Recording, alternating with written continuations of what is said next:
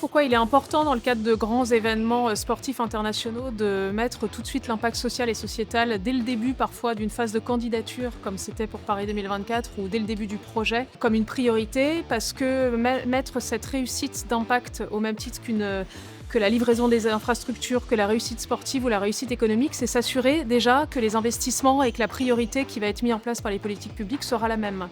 Ensuite, parce que ça prend du temps de mettre en place des actions qui vont avoir un impact social et sociétal. Et donc, il faut l'anticiper dès le début. On parle par exemple des infrastructures de proximité qui vont être livrées pour les populations. Ça met du temps à être construite avec des études en amont et surtout de la mobilisation de la population pour décider vraiment ce dont ils ont besoin. Et autre point, pourquoi c'est important? Parce qu'on va mobiliser des acteurs, à la fois des acteurs qui sont des acteurs purement sportifs ou dédiés aux événements et auxquels il va falloir acculturer à cette logique d'impact social et sociétal. Et puis ensuite, on va mobiliser les acteurs qui, comme on a eu la chance, nous, de l'être au plan international en tant qu'ONG, déjà sensibles à la question et qui vont pouvoir agir dans la durée. Et dernière chose, je dirais, au-delà de positionner l'impact social et sociétal dès le début de ces phases de grands événements, aujourd'hui, Paris l'a très bien montré.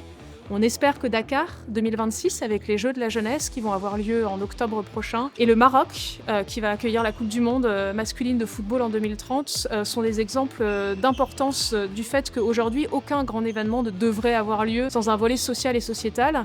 Et sur des choses d'actualité, vous voyez qu'aujourd'hui, la jeunesse marocaine se soulève un peu en disant on va nous construire des stades magnifiques, je synthétise, mais quid de notre accès à l'éducation et à la santé? Et ça montre bien qu'aujourd'hui, ce genre d'événement doit avoir un impact, doit être d'abord réalisé au service de la population et de sa jeunesse.